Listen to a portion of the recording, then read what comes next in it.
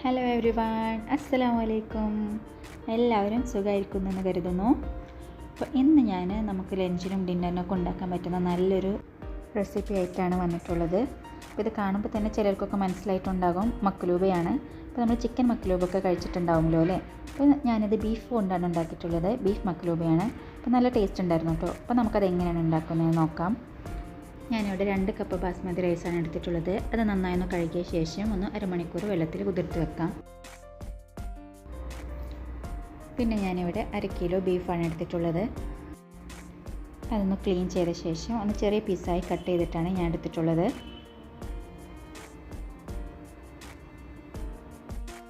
പിന്നെ ഞാനിവിടെ മക്ലൂബ റെഡിയാക്കാൻ വേണ്ട ഒരു സ്പെഷ്യൽ സ്പൈസ് മിക്സ് റെഡിയാക്കി എടുത്തിട്ടുണ്ട്. ഇത് കുറച്ച് ഹോൾ സ്പൈസസ് എല്ലാം ഒന്ന് റോസ്റ്റ് ചെയ്ത ശേഷം ഗ്രൈൻഡ് ചെയ്തെടുത്തിട്ടുള്ള പൗഡറാണ്. അതെങ്ങനെയാണ് ഉണ്ടാക്കുന്നത് എന്നുള്ളത് ഞാൻ ഡിസ്ക്രിപ്ഷൻ ബോക്സിൽ ഇട്ട് തരാം. ഇതിലേക്ക് ഞാൻ 1 ടീസ്പൂൺ മഞ്ഞൾപ്പൊടിയാണ് ചേർത്ത് കൊടുക്കുന്നത്. പിന്നെ 2 ടീസ്പൂൺ കുരുമുളക് പൊടിയും ഉപ്പും പാകത്തിനുപ്പും ചേർത്തൊന്ന് മിക്സ് ചെയ്ത് വെക്കുന്നുണ്ട്. ഇത് നമുക്കൊന്ന് മാറ്റി വെക്കാം. പിന്നെ ഞാൻ മക്ലൂബ ഉണ്ടാക്കാൻ വേണ്ടിയിട്ട് ഞാൻ ഇവിടെ കുക്കറാണ് എടുത്തിട്ടുള്ളത്. അപ്പോൾ അതിലേക്ക് ഞാൻ 2 ടേബിൾ സ്പൂൺ ഓയിൽ ഒഴിച്ച് കൊടുക്കുന്നുണ്ട്. ഓയിലൊന്ന് നന്നായി ചൂടായി വന്ന ശേഷം നമുക്കതിലേക്ക് ഒരു വലിയ സവാള അരിഞ്ഞത് ചേർത്ത് കൊടുക്കാം.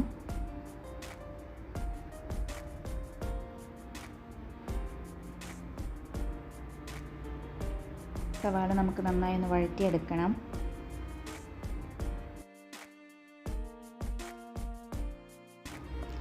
സവാള നന്നായി ഒന്ന് വഴറ്റിയ ശേഷം ഞാനൊരു 8 to 10 ക്ലോവ്സ് ഓഫ് ഗാർലിക്കാണ് എടുത്തിട്ടുള്ളത്. അതൊന്ന് റഫ്ലി ചോപ്പ് ചെയ്തിട്ട് ഇതിലേക്ക് ആഡ് ചെയ്ത് കൊടുത്തിട്ടുണ്ട്.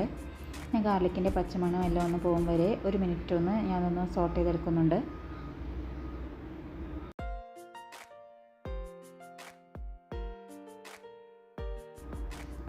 അതൊന്ന് സോട്ട് ചെയ്ത ശേഷം നമുക്കിവിടെ മാറ്റി വെച്ച് ബീഫ് ഇതിലേക്ക് ചേർത്ത് കൊടുക്കാം.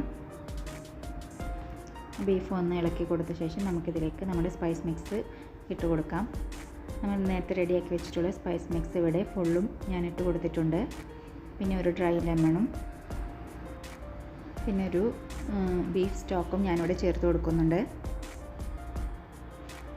അതെല്ലാം നന്നായിട്ടൊന്ന് മിക്സ് ചെയ്ത ശേഷം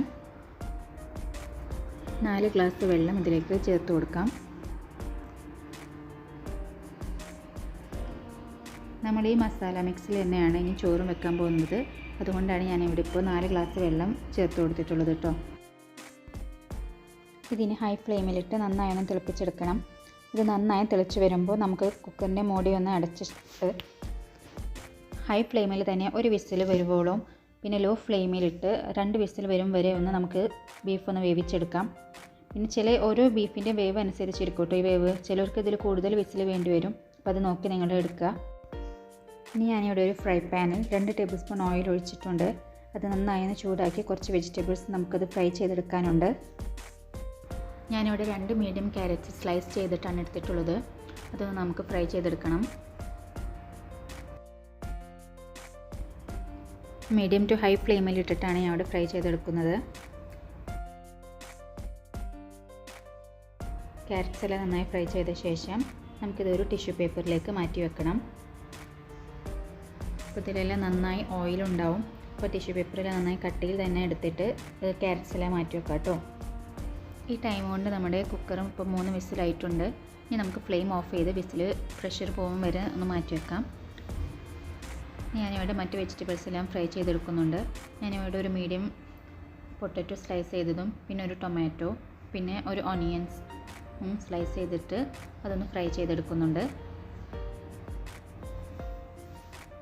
നിങ്ങളിൽ ബ്രിഞ്ചാൾ ഉണ്ടെങ്കിൽ അതും ഇതുപോലെ ഒന്ന് ഫ്രൈ ചെയ്തെടുക്കാം. അതും കൂടി ഇതിൽ ചേർത്താൽ നല്ല ടേസ്റ്റാണ്. എൻ്റെ കയ്യിൽ ഇല്ലാത്തതുകൊണ്ട് അത് എടുക്കാതിരുന്നത്. എല്ലാ വെജിറ്റബിൾസും ഞാൻ ഇവിടെ ഫ്രൈ ചെയ്തെടുത്തിട്ടുണ്ട്. പിന്നെ ഞാൻ കുറച്ച് ബെൽ പെപ്പേഴ്സും ഒന്ന് സോട്ട് ചെയ്തെടുത്തിരുന്നു.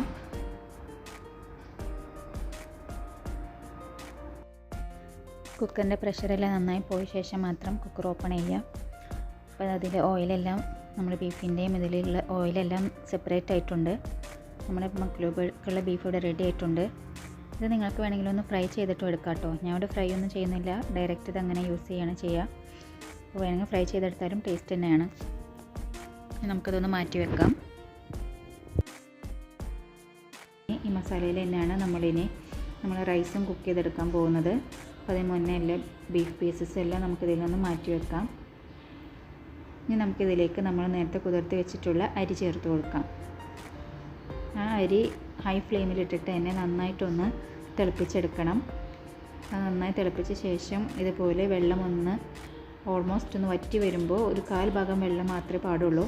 അപ്പോൾ അങ്ങനെ ആകുമ്പോൾ നമുക്കിതൊന്ന് മൂടി വെച്ചിട്ട് 5 മിനിറ്റ് ഒന്ന് ലോ ഫ്ലെയിമിലിട്ടൊന്ന് കുക്ക് ചെയ്തെടുക്കാം.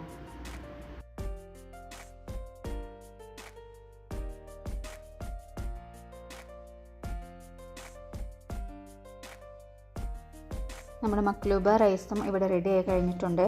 നല്ല പാകം വേവ് തന്നെയാണ് ആയിട്ടുള്ളത്. ഇനി നമുക്കിതൊന്ന് മാറ്റി വെക്കാം.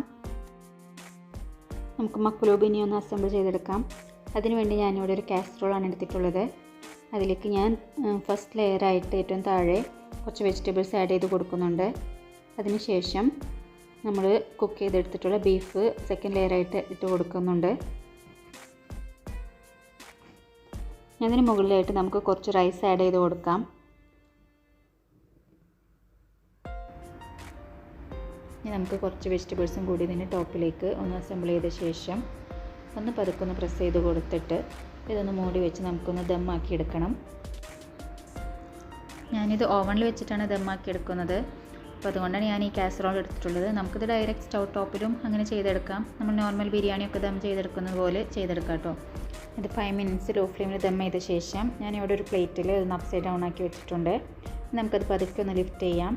അപ്പോൾ കാസറോളൊക്കെ ലിഫ്റ്റ് ചെയ്യുമ്പോൾ നന്നായി ശ്രദ്ധിക്കണം, കാരണം നല്ല ചൂടുണ്ടായിരിക്കും. അപ്പോൾ കൈയൊന്നും പൊള്ളാതെ എല്ലാവരും ശ്രദ്ധിക്കണം കേട്ടോ. നമ്മുടെ ബീഫ് മക്ലൂബ ഇവിടെ റെഡി ആയിട്ടുണ്ട് കേട്ടോ. അപ്പോൾ അത്യാവശ്യം നല്ല ടേസ്റ്റി ആയിട്ടുള്ളൊരു റെസിപ്പി തന്നെയായിരുന്നു അത്. നമ്മൾ ഡിന്നറായിട്ടും ലഞ്ചായിട്ടും ഒക്കെ കഴിക്കാൻ പറ്റുന്ന നല്ലൊരു റെസിപ്പി തന്നെയാണ്. അപ്പോൾ നിങ്ങൾക്ക് എല്ലാവർക്കും ഇത് ഇഷ്ടമായെങ്കിൽ തീർച്ചയായിട്ടും ലൈക്ക് ചെയ്യാനും ഷെയർ ചെയ്യാനും കമൻറ്റ് ചെയ്യാനും ഒന്നും മറക്കരുത്. പിന്നെ സബ്സ്ക്രൈബ് ചെയ്യാതെയാണ് നിങ്ങൾ എൻ്റെ വീഡിയോ കണ്ടതെങ്കിൽ ഒന്ന് സബ്സ്ക്രൈബ് ചെയ്ത് സപ്പോർട്ട് ചെയ്യണേ. ഇനി അടുത്തൊരു വീഡിയോവുമായി വരും വരെ ബൈ എവ്രിവൺ. അസ്സലാമു അലൈക്കും.